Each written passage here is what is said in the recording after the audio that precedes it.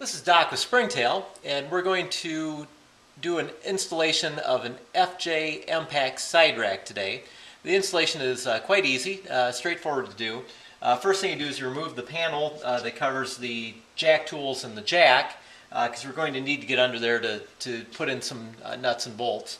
Also, you will remove the factory coat hooks, which all you do is use a 10mm socket to take out the bolts, and those come right off. What we're going to do is we're going to replace them with these nice billet mounts, which will hold up the MPAC rack, and they're quite sturdy.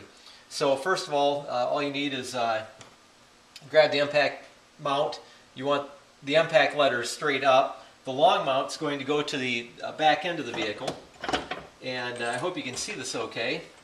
It's kind of cramped inside the FJ to get a camera in there, so we're going to do it this way.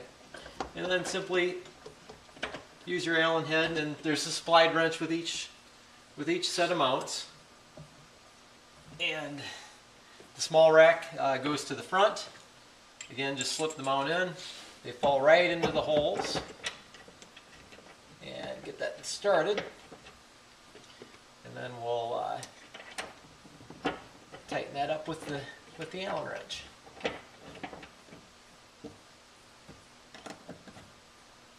Now, if you're going to put something heavy on the MPAC rack, you'll want to drill the base of the holes.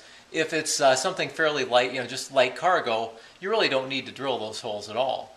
And basically all it does is it holds the bottom of the rack to the base of the wheel well, so it doesn't move around a lot. What I've done so you all can see a little bit better is I've crawled inside the vehicle.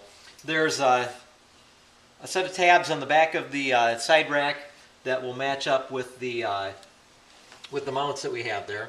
And again, you grab your appropriate sized bolts, put a washer on the end there, and just simply hold the rack up to the mount, and put the first one in loosely, then do the other side.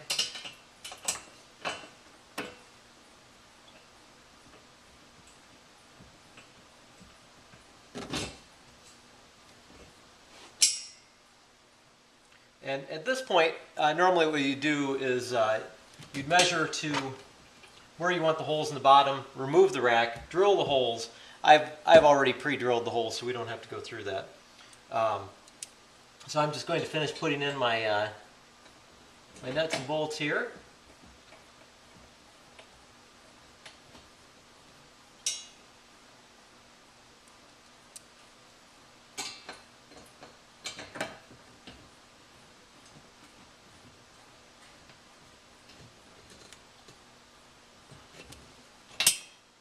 And then we've got a couple of more bolts here that will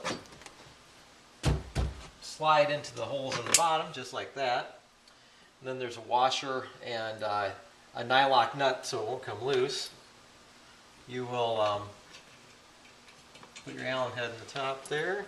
Yeah, I've got the right Allen head. There we go. And again, just thread that on.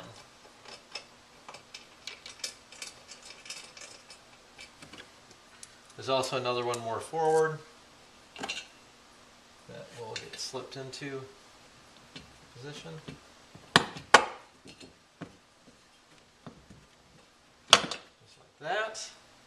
Okay, now I had to jump out of the vehicle to get this last one. You have to pretty much carefully put the nut and the washer on your hand, because you have to reach back here a little bit and slide it on.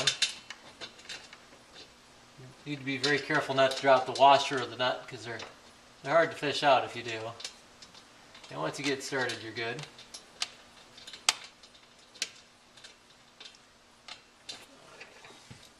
And then we take our 10mm socket and our Allen head.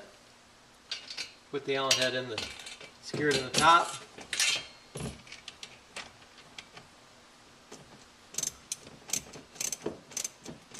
And just start ratcheting.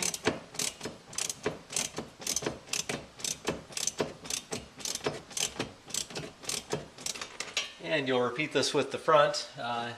You'll have to, in order to fit over the wheel well, you'll need to go to just the socket on the ratchet. Find where it's at, and then